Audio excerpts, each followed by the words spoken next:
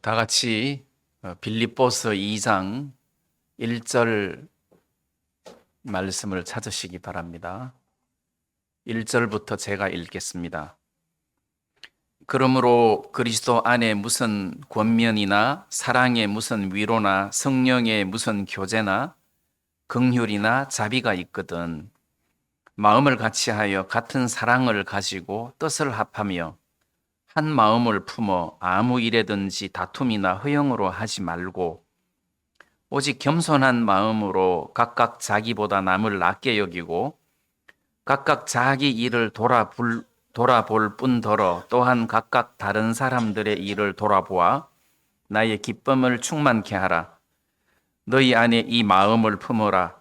곧 그리스도 예수의 마음이니 그는 근본 하나님의 본체시나 하나님과 동등됨을 취할 것으로 여기지 아니하시고 오히려 자기를 비워 종의 형체를 가져 사람들과 같이 되었고 사람의 모양으로 나타나셨음에 자기를 낮추시고 죽기까지 복종하셨으니 곧 십자가에 죽으심이라. 8절 말씀까지만 읽겠습니다. 지난주에 제가 잠깐 말씀드린 것처럼 사도 바울은 감옥에 갇힌 일에 대해서 나에 당한 일이 도리어 복음의 진보를 가지고 왔다. 자, 그렇게 말씀을 한 적이 있습니다. 또 감옥에 갇힌 것이 복음의 진보를 가져왔을 뿐만 아니라 나는 복음을 위하여 죽는 것도 좋다. 차라리 복음을 위하여 죽는다면 내가 죽는 즉시 주와 함께 거할 것이기 때문에 난 죽는 것도 좋다. 또 사는 것도 좋다. 살아있으면 여러분들하고 같이 교제도 할 수 있고 복음도 전할 수 있으니까 살아있는 것도 좋다. 그러니까 사는 것도 좋고 죽는 것도 좋은데 자, 이러면서 사도 바울은 복음을 위하여 죽는 것까지도 마음에서 각오를 하고 기뻐하고 즐거워하는 마음을 가졌단 말이에요. 그러니까 이제 이 메시지에서 핵심이 복음인 것이요. 복음. 내가 이렇게 복음을 위하여 감옥에 갇혔다. 내가 복음을 위하여 감옥에 갇힌 것을 보고 형제들이 힘을 얻어가지고 더 열심히 복음을 전하는 이런 삶을 살게 되었으니 내가 이렇게 갇힌 것에 대해서도 하나님 앞에 너무 감사하다. 자, 그러면서 1장 27절에서는 오직 너희는 그리스도 복음에 합당하게 생활해라. 그리스도의 복음에 합당하게 생활해라. 그러니까 이제 삶에 합당한 생활의 초점을 복음에 두라는 뜻이에요. 그래서 이 복음을 전하는 삶을 위해서 내 생활이 합당해야 된다. 자, 이렇게 말씀하시면서 그러면 합당하게 생활하는 것이 뭐냐? 어떤 것이냐를 1장 27절 후반부에 나와 있는데 내가 너희를 가보나 떠나 있으나 너희가 일심으로 서서 한 뜻으로 복음의 신앙을 위하여 협력하는 것이다. 여기 이제 일심으로라는 말이 있고 그 다음에 한 뜻으로라는 말이 있고 복음의 신앙을 위하여 협력하는 것이다. 그래서 여기서는 복음을 위하여 사는데 협력을 이야기하고 있는 거예요. 한 일심으로 한 뜻으로 복음의 신앙을 위하여 협력하는 것을 주문하고 계신단 말이에요. 그래서 저도 이렇게 복음을 전하다가 보니까 그냥 각자 흩어져서 각계 전투를 하는 것이 아니라 마음이 일심으로 협력되어졌을 때 성령이 교회 안에서 역사를 하셔가지고 많은 열매들을 붙여주시는 것을 경험한단 말이에요.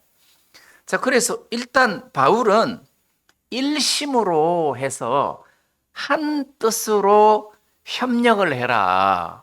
복음의 신앙을 위해서 협력을 해라. 자, 이렇게 이야기를 하면서 오늘 2장 말씀에 2장 2절 말씀에 보면 마음을 같이하여 같은 사랑을 가지고 뜻을 합하며 한 마음을 품어라. 이렇게 이야기를 하고 계신단 말이에요. 자, 그러면 한 마음을 품는다는 것은 내가 여러분 우리가 이번에 집회합시다. 그럼 여러분들이 목사님이 집회하자고 하네. 그러면 마음을 같이 해서 그냥 집회하자. 이런 뜻이 아니라는 거죠. 이렇게 한 마음을 품는다는 것이 아니라 여기에서 빌립보서 1장 27절에서 일심이라는 이 일심을 난 외의 번역으로 영으로 표현을 해놨어요. 심을 영으로 번역했어요. 그래서 하나의 영으로, 그러니까 성령의 인도하심의 마음을 합쳐야 된다는 거예요. 그렇게 해서 일심, 한 마음, 한 뜻을 가지라는 겁니다.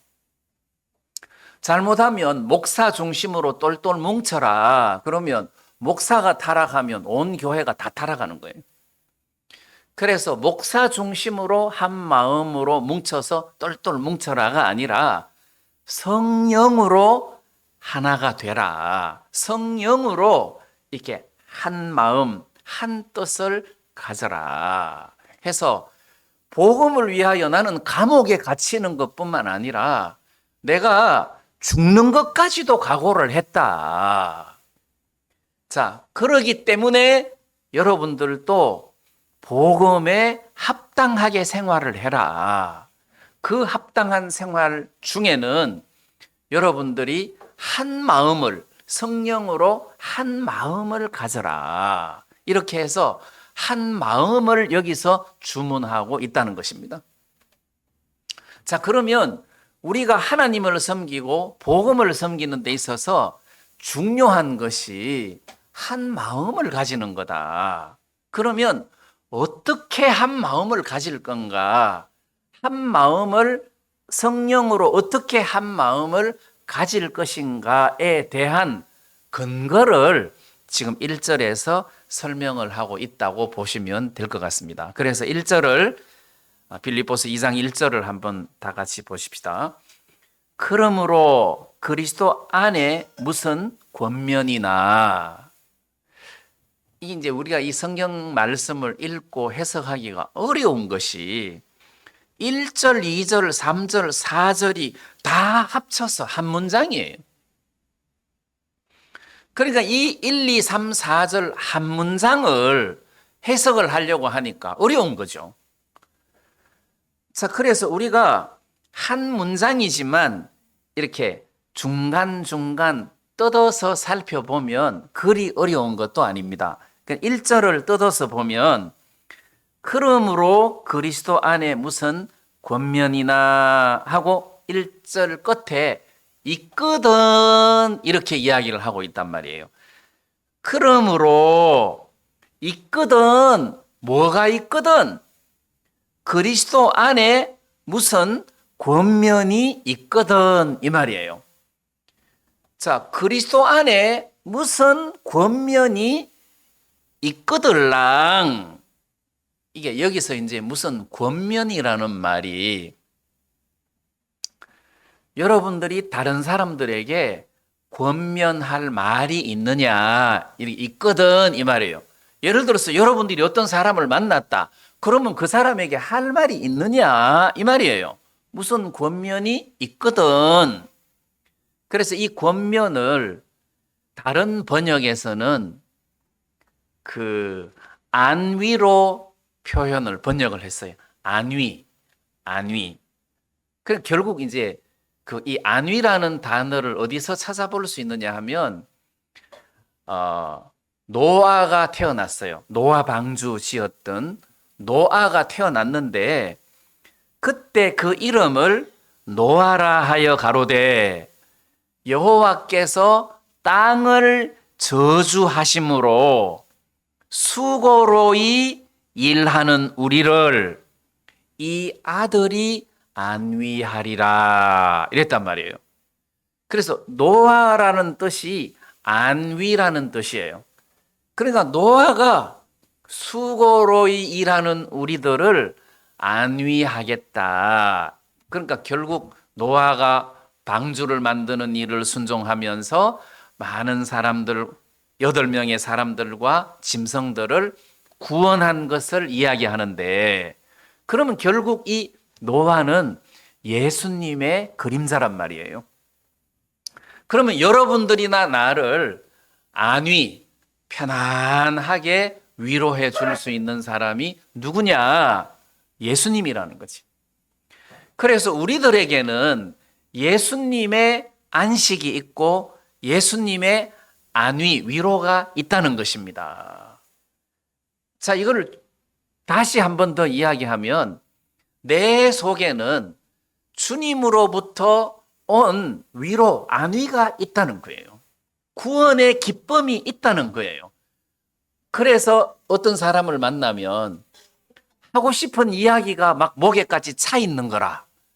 누가 버스 타고 가는데 성경책을 읽고 있으면 속에서 저 사람 제대로 구원이나 받고 성경 읽나? 그래서 막 다가가 가지고 말을 걸고 싶은 마음이 꿀떡같이 있는 거예요. 요즘은 사람들이 영혼에 별로 관심이 없어 가지고 이야기를 하면 아예 뭐 듣지도 안 하는데, 이렇게 저 사람에게 내가 복음을 전하고 싶은 마음이 막 일어날 때가 있단 말이에요. 그래서 그리스도 안에 무슨 권면이 있거든. 그러면 한 마음을 품어라. 하고 싶은 마음이, 말하고 싶은 마음이 이렇게 있으면 한 마음을 품어라. 그 다음에 사랑에 무슨 위로가 있거든. 그래서 구원받은 사람들은 마음에 주님이 주신 구원의 기쁨이 있고 주님이 주신 안식 또는 위로가 있단 말이에요. 이런 것이 있어요. 그럼 예를 들어 가지고 한번 봅시다. 어느 날 여리고에 예수님이 지나가시는데 삭개오가 예수님이 보고 싶은데 키가 작아서 볼 수가 없었어요. 그래서 그 삭개오가 뽕나무 위에 올라갔잖아요. 거기가 여리고가 맞나? 지금 기억이 삼삼하네. 그 뽕나무 위에 올라갔는데 예수님께서 삭개오야 내려오라. 오늘 내가 너의 집에 유하여야 하겠다 해서 삭개오가 예수님을 모시고 자기 집으로 갔단 말이에요. 근데 그것은 영적으로 삭개오가 자기 집에 예수님을 모신 것처럼 여러분들이나 내가 내 마음의 집에 예수님을 모신 거나 똑같은 거잖아요. 영적으로 해석을 하면. 자, 그러면 삭개오가 예수님을 모셨을 때 너무너무 기뻐가지고 주여, 내가 내 재산의 절반을 가난한 사람에게 나누어 주겠습니다. 그렇게 이야기했다는 거지. 내 재산의 절반을 나누어 주겠다. 그러니까 이게 지금 보통 기쁜 것이 아닌 거예요. 내가 누구에게 토색한 일이 있으면 4배나 갚겠습니다. 그러니까 이제 이 구원의 즐거움이 굉장히 크다는 겁니다. 그것은 마치 탕자가 아버지 집으로 돌아왔을 때 아버지가 탕자가 죽었다가 살아서 돌아온 기쁨을 인하여 너무너무 기뻐해서 잔치를 베푸는 것처럼, 그러면 하나님도 우리가 구원을 받은 것에 대해서 잔치를 베풀 정도로 너무너무 기뻐하고 즐거워하신다는 거예요. 그럼 하나님도 기쁘고 우리도 기쁘고 즐겁다는 거죠. 그래서 전에 말씀드렸던 것처럼 영국의 어떤 가난한 할아버지가 그 물레방아에서 방아를 찧으면서 세상 사람 날 부러워 아니하여도 나도 역시 세상 사람 부럽지 않네. 십자가의 예수님 생각할 때에 할렐루야 찬송이 저절로 나네. 그 찬송을 계속 부르고 있는데 영국 황제가 지나가다가 그 찬송을 너무 즐겁게 부르니까 찬송 한 번 더 불러달라고 하니까 할아버지가 찬송을 즐겁게 한 번 더 불러주니까 2절이 없느냐고 하니까 2절이 없다 하니까 이 영국 황제가 내가 2절 지어줄게. 그러면서 그 2절이 세상 사람 널 부러워 아니하여도 영국 황제 루이스가 부러워하네. 십자가에 달리신 예수님을 생각할 때에 할렐루야 찬송이 저절로 나네. 이런 유명한 찬송이 있단 말이에요. 그러니까 구원의 즐거움에 잡혀 있으니까 황제가 진짜 막 왕으로 있으니까 골치 아픈 일이 많은데 내 한 할아버지를 보니까 나보다 행복하다. 그런 의미 아니겠어요? 그러니까 구원이라는 것은 굉장히 우리들에게 소망을 주고 기쁨을 주고 그렇단 말입니다. 그러니까 집에 가면 가족들에게 이게 이 권면의 말씀을 하고 싶다는 거지. 이 구원의 복음을 전하고 싶다는 거지. 그 말이에요. 그래서 그러므로 그리스도 안에 무슨 권면이 있거든. 마음을 같이 해서 한 마음을 품어라. 이런 의미예요. 그럼 이제 그리스도 안에 무슨 권면이나 사랑의 무슨 위로나 이게 사랑의 위로라는 것도 우리 구원받은 사람들이 신앙생활을 하는 중에 주님으로부터 오는 위로가 있단 말이에요. 이 위로가 있으니까 다른 사람을 위로할 수 있는 거예요. 자, 우리 가족 중에 한 사람이 세상을 떠났다. 그러면 세상 사람들은 슬퍼하고 진짜 죽을 맛이지만 구원받은 사람들에게는 부활의 소망이 있기 때문에 이 사람 죽은 것이 아니라 잔다. 지금 여기 잠시 잠들었을 뿐이지 주님이 재림하시면 우리보다 먼저 부활해서 주님 앞에 끌려 올라간다. 죽은 것이 아니다. 잔다. 해서 구원받은 사람들에게는 죽음이라는 큰 슬픔이 와도 그것에 대한 위로가 있다는 거예요. 위로가 있다. 그것 말고도 구원받은 사람들은 주님으로부터 받은 위로가 크기 때문에 그 받은 위로를 다른 사람들에게 위로해 줄 수 있는 그런 능력이 있다는 거예요. 사도행전에 바나바라는 사람이 있는데 원래 이름은 요셉이에요. 근데 요셉인데 이름을 바나바로 개명을 했어요. 그 뜻이 권위자라는 뜻인데 그 권위 그러니까 막 이렇게 그 권세 부리는 그런 권자가 아니고 권한다는 뜻이에요. 권하고 위로한다는 뜻이에요. 그래서 다른 번역으로는 위로자라는 뜻이에요. 바나바는 위로자다. 그래서 많은 성도들에게 위로를 줬다는 겁니다. 특히 사도 바울이 구원을 받았을 때 구원을 받고 복음을 전하다가 이제 예루살렘으로 올라왔는데 제자들이 사도 바울이 진짜 마음을 바꾸고 회개하고 구원을 받았는지 의심을 해서 두려워해가지고 이 바울을 만날 생각을 못했단 말이에요. 근데 바나바가 사울을 만나가지고 그 사람을 데리고 사도들에게 데리고 가서 소개시켜주고 교제를 하고 바나바가 이런 일을 했단 말입니다. 그리고 이 사울이 길리기아 다소의 고향으로 가가지고 거기 쉬고 있을 때에 바나바가 안디옥 교회에 있으면서 그 사울을 데리고 와서 안디옥 교회에서 같이 사역을 하고 신앙생활을 하다가 나중에 사도로 보내심을 받아서 1차 전도 여행을 가게 됐잖아요. 그래서 바나바가 위로자라는 뜻이에요. 그래서 세상 사람들에게 어려움이 있고 문제가 있으면 우리 속에는 그들을 위로해 줄 만한 위로가 있다는 거죠. 예를 들어서 이제 암으로 돌아가시게 됐다. 구원 받으시면 됩니다.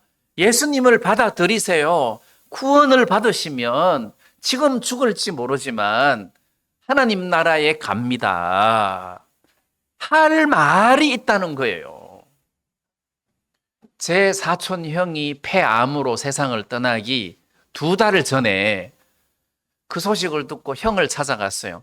가족들은 할 말이 없어요. 이제 2달 있으면 죽는다는데. 나는 할 말이 많은 거라. 형, 지금 죽으면 하늘나라 갈 수 있어? 나는 지금까지 회개는 착실하게 했거들랑? 근데 하늘나라 갈 자신은 없어. 근데 회개만 한다고 형 하늘나라 가는 게 아니야. 죄 사함을 받아야 돼. 그래서 병원에 누워있는 형에게 죄 사함에 대한 복음을 쭉 이야기를 하니까 내가 형에게 할 말이 있는 거예요. 그리고 형, 세상 삶은 뭐 30년 살든 70년 살든 그게 그거야. 진짜 구원을 받고 하늘나라 가느냐 못 가느냐 그게 중요한 거야. 형이 구원받았으면 됐어. 그러니까 다 죽어가는 사람에게 그 형을 위로해 줄 만한 위로가 내 속에 존재하더라는 거예요. 그리고 지금 바울이 그리스도 안에 무슨 권면이나 사랑의 무슨 위로나 성령의 무슨 교제나 긍휼이나 자비가 있거든. 마음을 같이 해라. 왜? 이런 귀한 위로나 권면을 가지고 있는 것을 보면 이거 전하는 것이 바쁜데 뭐 싸울 일이 뭐가 있느냐. 이거를 위해서 마음을 합쳐라.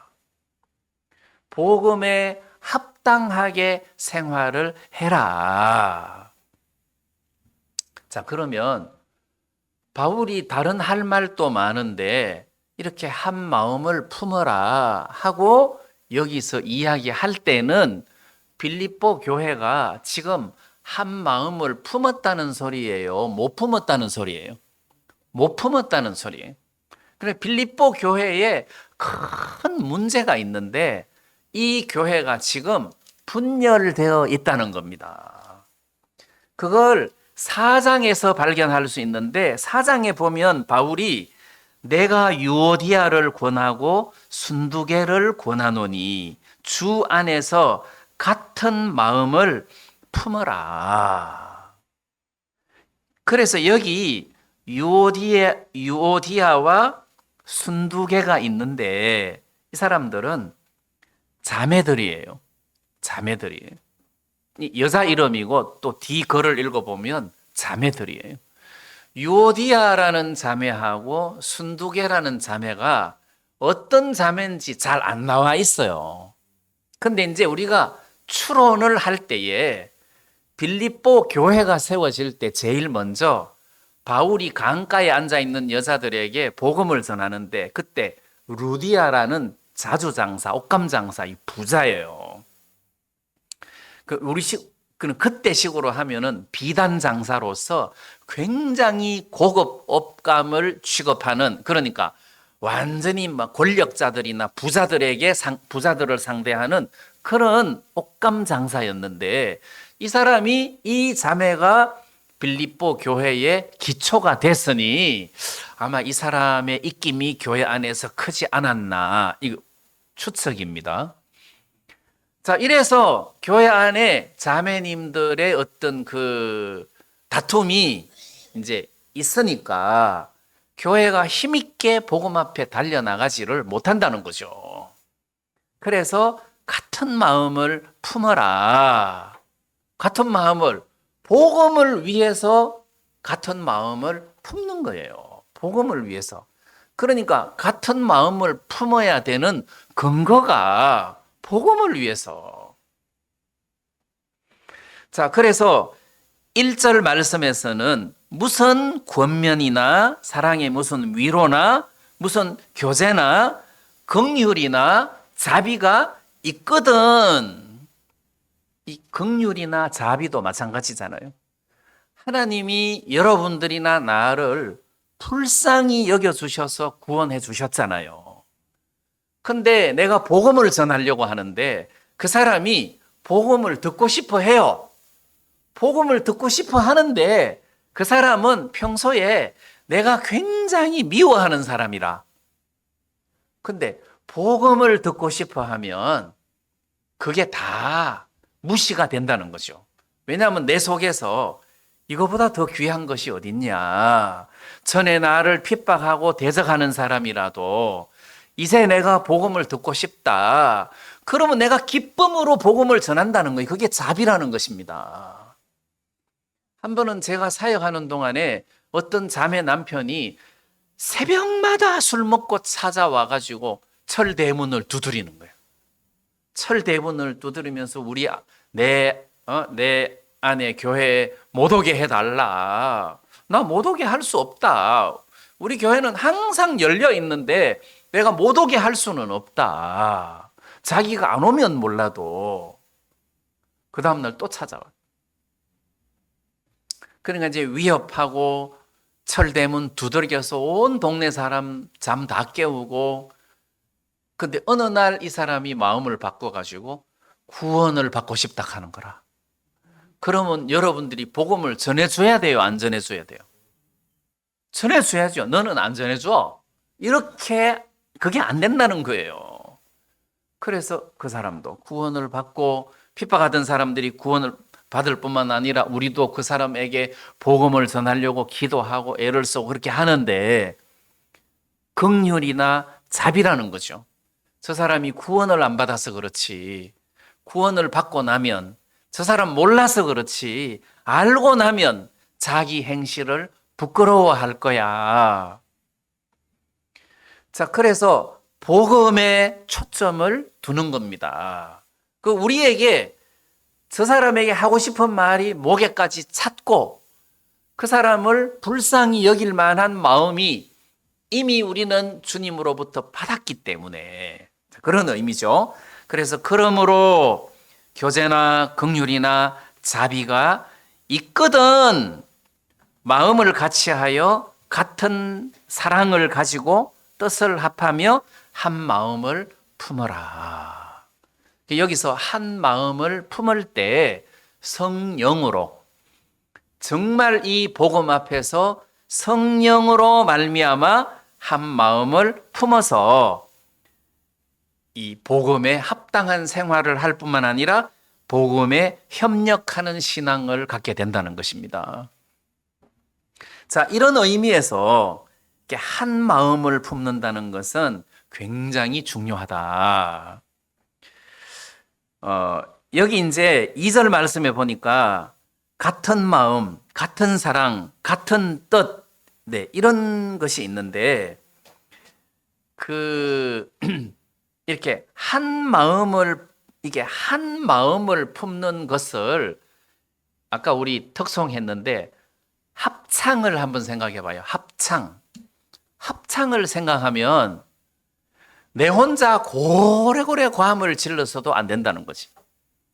이게 화음이 잘 되도록 해야 된다는 거예요. 자, 그러면 합창하는 사람이 자기 노래를 할 뿐만 아니라 옆에 사람 하는 소리도 들어야 돼요? 안 들어야 돼요? 들어야 돼요. 옆에 사람의 소리도 들어야 돼요. 그리고 내 소리도 내가 듣고 이게 조화가 잘 되는지를 살펴봐야 된다는 말입니다. 자, 그러려면 4절 말씀에 보니까 각각 자기 일을 돌아볼 뿐더러 또한 각각 다른 사람들의 일을 돌아보아 나의 기쁨을 충만케 하라.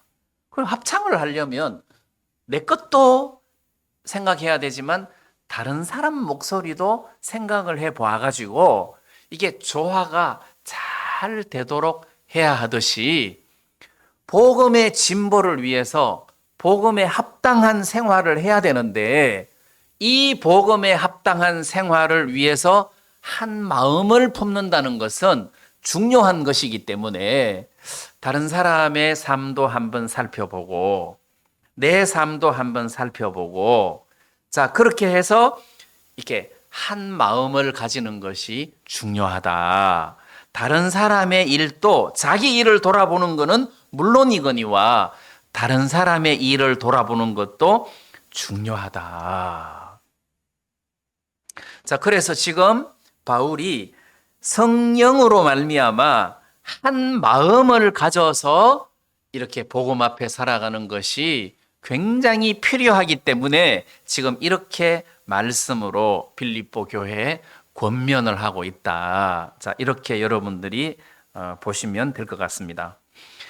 그 다음에 이제 3절 말씀에 보니까 아무 일에든지 다툼이나 허영으로 하지 말고 이게 다툼이나 허영으로 하지 마라. 이게 허영이라는 말의 의미가 예를 들면 이런 것 아니겠어요?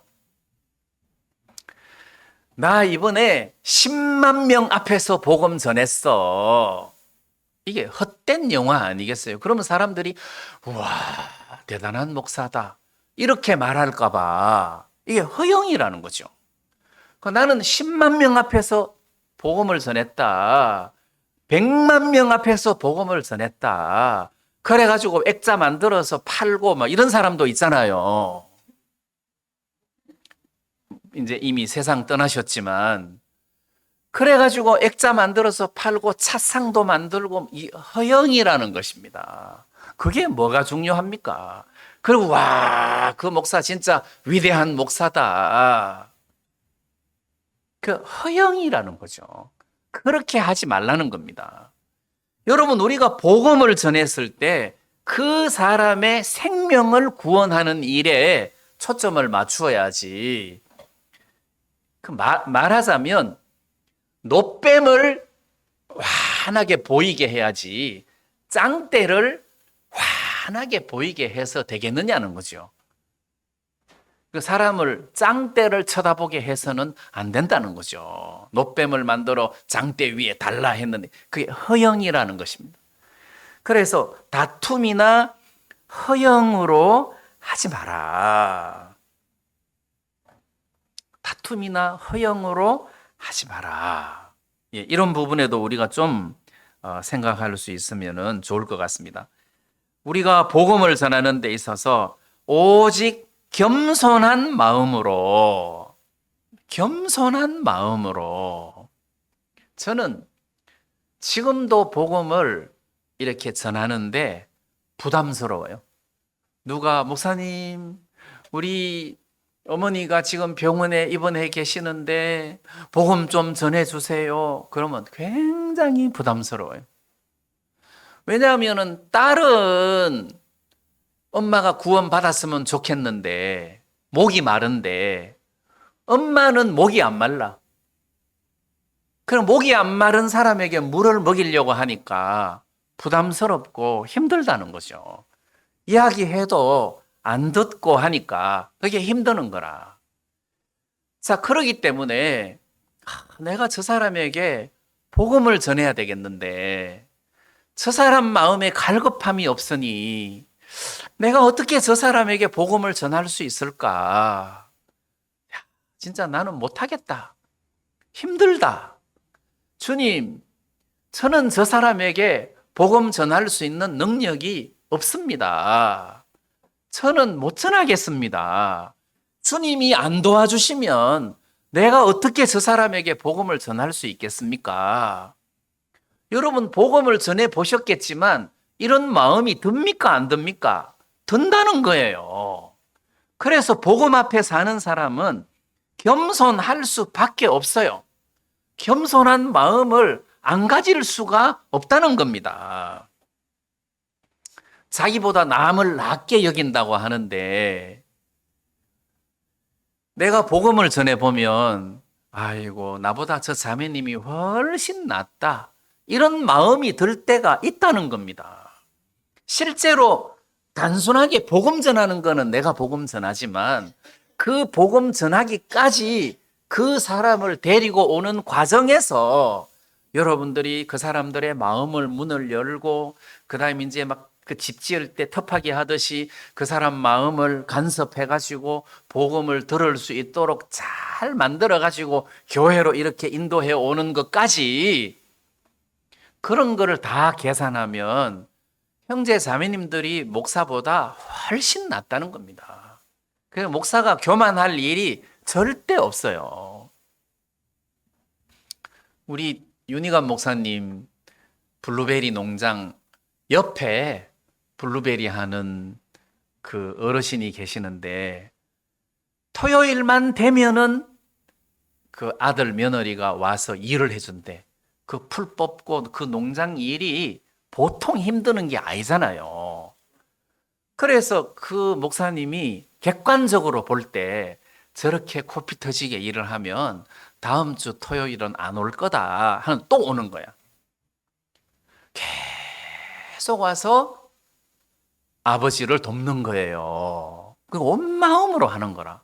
근데 어느 날 그 어르신이 윤 목사님한테 아니 그 아들하고 며느리가 나보고 자꾸 수양회를 가자 하는데 수양회가 뭐요? 그 이제 그 이완 목사님 교회를 다니는데 그래서 윤 목사님이 수양회 좋은 겁니다. 꼭 가세요 해서 갔다 왔다 하더라고. 그리고 갔다 와가지고는 또 한 번 더 간대 다른 사람 데리고 이 어른이. 그러면 이 어른의 마음의 문을 활짝 열게 한 사람이 그 아들 며느리 아니에요. 그러니까 뭐 복음 전하는 목사라고 해서 자랑할 일도 없어요. 성도들이 훨씬 낫다니까. 그래서 복음 앞에 겸손한 마음을 가지고 나보다 남을 낮게 여기는 것이 억지로가 아니라 살아보면 해보면 당연하다는 거죠. 해보면. 그래서 교만을 품을 이유가 전혀 없어요. 자, 그러면 우리가 복음을 전해보고 복음 앞에 살다가 보면 내가 얼마나 연약하고 못난 사람인지가 발견이 되고 내가 복음을 전하다가 보면 내가 말씀이 모자라구나. 권면의 말씀이 부족하구나. 위로의 말씀이 부족하구나. 그러면서 주님을 의지하고 주님을 바라보고 그렇게 해서 우리가 같은 마음을 가지고 또 복음도 힘있게 전할 수 있는 그런 교회가 될 수 있다는 것 아니겠습니까? 그래서 지금 빌립보서 1장을 읽고 빌립보서 2장을 읽다가 보니까 바울이 복음의 초점이 팍 맞추어져 있는 것이 느껴지는 거예요. 나 감옥 들어가는 거 아무 문제 안 된다. 나는 죽는 것도 문제가 안 된다. 그러므로 복음 앞에 한 마음과 같은 뜻을 우리가 가져야 되는 것은 당연한 일이다. 자, 그래서 저도 교회 안에서 사람이 적든 많든 한 마음을 품어야 된다. 그러면 먹고 노는데 한 마음을 품어야 되느냐? 그게 아니고 복음 앞에서 한 마음을 품어야 된다. 이런 의미라는 거죠. 그래서 우리가 삶의 초점을 복음에다가 둬야 되고 그리고 항상 우리 입에는 누구에게 권면의 말씀이 우리 입에 꽉 차야 된다. 그래서 언제든지 그 사람들에게 권면의 말씀과 위로와 교제를 해줄 수 있는 그런 마음의 준비가 우리 속에 되어 있어야 된다. 구원받은 사람은 속에 다 있어요. 그래서 이런 어떤 충만한 마음을 가지고 성도들과 한 마음으로 복음 앞에 사는 것이 지금 바울이 우리들에게 요구하는 것이 아닌가, 이런 생각이 좀 들었습니다. 그 다음에 이제 이렇게 겸손한 마음을 가지는 데 있어서 예수님을 이야기하면서 너희 안에 이 마음을 품어라. 곧 그리스도 예수의 마음이다. 예수님의 마음을 품어라.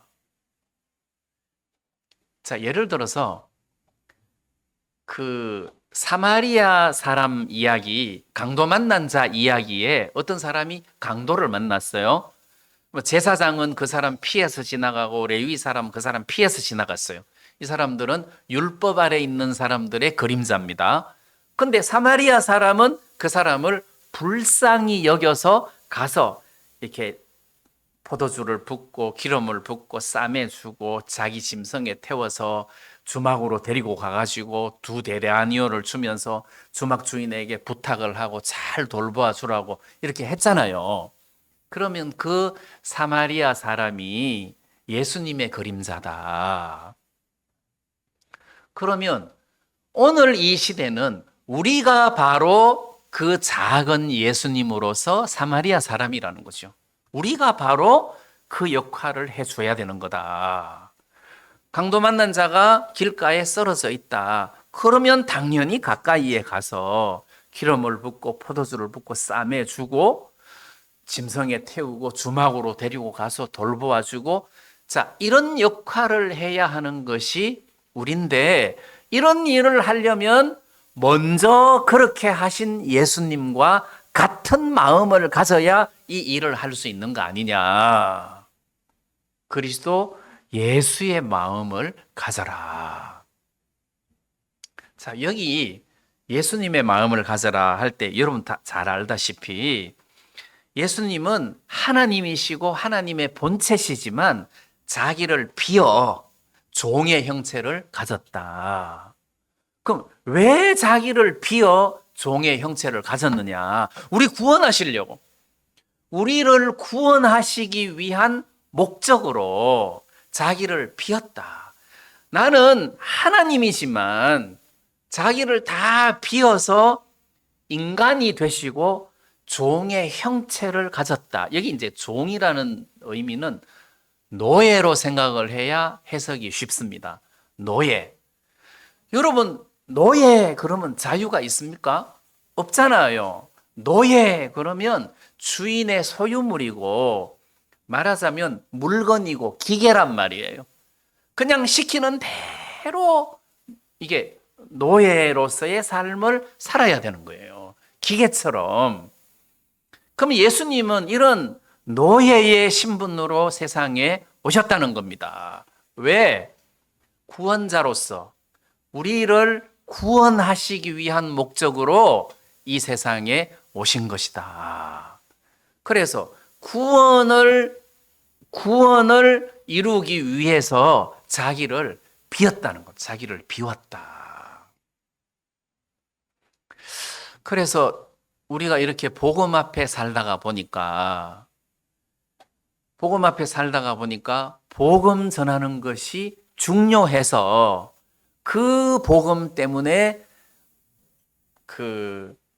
나 자신을 이렇게 허영을 가져서는 결코 복음의 진보를 가져올 수 없다. 자기를 비워야 된다. 여러분, 내가 지금 오늘 이 사람한테 복음 전하려고 하는데 내가 과거에 100만 명 앞에서 복음 전한 목사라는 게 무슨 필요가 있습니까? 그런 헛된 영광이 무슨 소용이 있겠습니까? 내가 지금 이 사람한테 당장 복음 전하려고 하니까 주님의 은혜가 필요하고 성령의 도우심이 필요한데 그 과거의 헛된 영광이 무슨 소용이 있겠습니까? 그래서 지금 바울은 너희 안에 이 마음을 품어라. 너희 안에 이 마음을 품어라. 그리스도 예수의 마음이다. 자, 예수의 마음이 어떤 마음이냐? 구원자로서 우리를 구원하시기 위하여 십자가에 죽기까지 복종을 하셨는데 이사야 53장에 보면은 그분이 고난을 당할 때에 마치 도수장으로 끌려가는 어린 양의 잠잠함과 같이 그 입을 열지 아니하였으며 이랬단 말이에요. 다시 말하면 십자가에 못 박혀서 죽는 그런 일들을 겪으면서도 마음에서 뭐 후회를 한다든가 고통스러워 한다든가 힘들어 한다든가 그렇게 하지 않았다는 거죠. 왜 다른 짐승들은 잡을 때 뭐 돼지는 목 따는 소리를 내고 하는데 양은 그냥 눈만 껌뻑껌뻑하고 칼로 목을 딱 죽여도 아무 소리도 안 하고 죽는데요. 그러니까 완벽한 이게 순종인 거죠. 어린 양의 잠잠함 같이 그 입을 열지 아니하였다 해서 예수님은 진짜 하나님 앞에 아무 불평 없이 말하자면 기쁨으로 순종을 했다는 겁니다. 이렇게 이 마음을 품어라 곧 그리스도 예수의 마음이다. 이 마음을 품어라. 자, 우리가 이런 예수님의 마음을 가지면 뭐 나 환자에게도 복음을 못 전할 이유가 없잖아요. 나 환자에게도 복음을 전할 수 있다. 그 옛날에 하와이에 섬이 많잖아요. 그 중에 어떤 섬에 그 문둥이 섬이 있었대요. 근데 어떤 전도자가 가서 복음을 전하는데 복음을 안 받아들이는 거라. 너는 건강한 사람이기 때문에 구원을 받아도 행복하지. 우리처럼 문둥이가 돼봐. 구원받는다고 행복해지지 않을 거야. 너 건강한 사람이니까 구원도 기쁘지. 해가지고 너는 우리 심정을 몰라. 말씀을 안 받아들이는데 거기 오래 살다가 보니까 어느 날 이 사람도 문둥이가 된 거예요. 여러분, 저도 문둥이가 됐습니다 하고 막 보여. 그래도 저는 기쁩니다. 여러분 구원 받으세요 해가지고 복음을 전했다고 하잖아요. 그래서 이 복음이라는 것이 그리스도 예수의 마음을 가지면 연합이 안 될 수가 없고, 그리고 또 이게 다른 사람들에게 권면의 말씀을 안전할 수가 없다. 이런 복음을 가졌는데, 그래서 바울이 그리스도 예수의 마음을 가져라. 자, 이렇게 이야기를 하고 있다는 겁니다. 그리고 예수님이 자기를 비웠다는 거죠. 자기를 비웠다.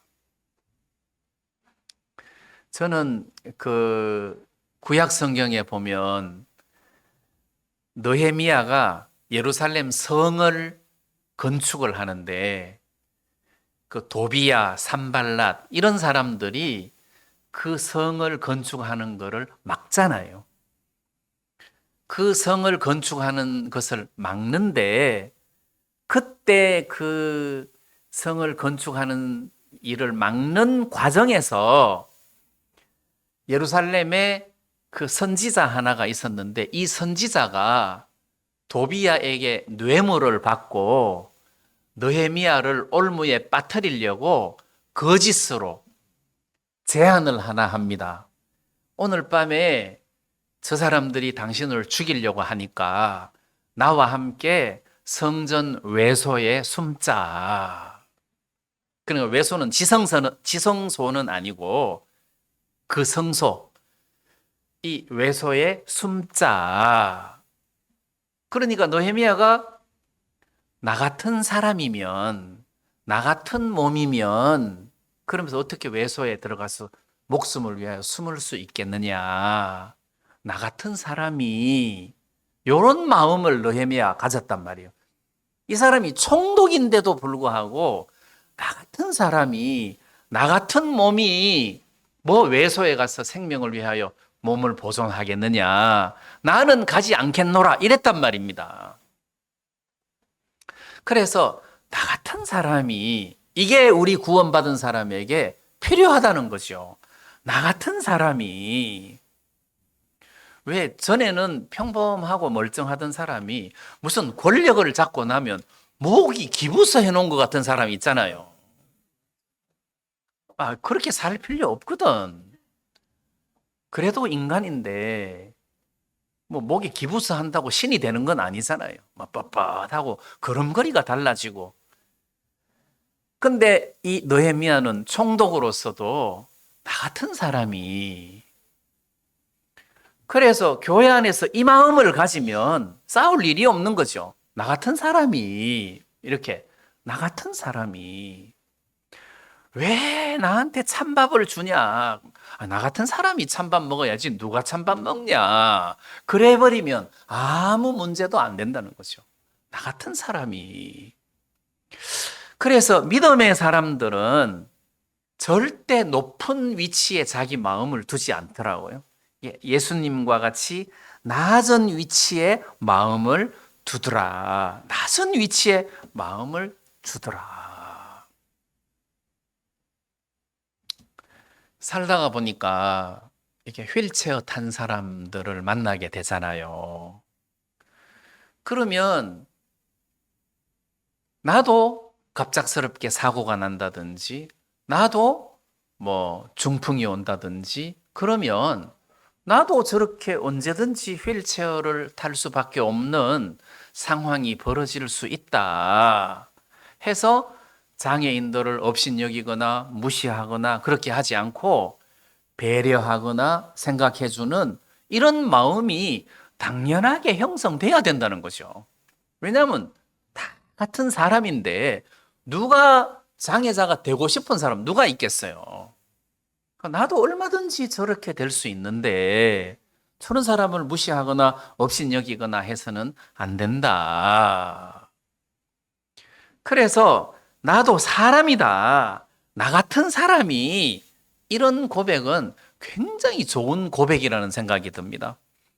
특히 다윗은 시편 39편에서 4절 말씀에 여호와여 나의 종말과 연한의 어떠함을 알게 하사,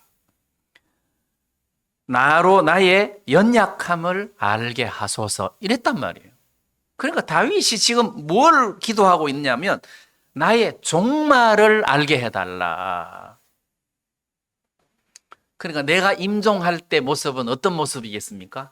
가장 약한 모습 아니겠습니까?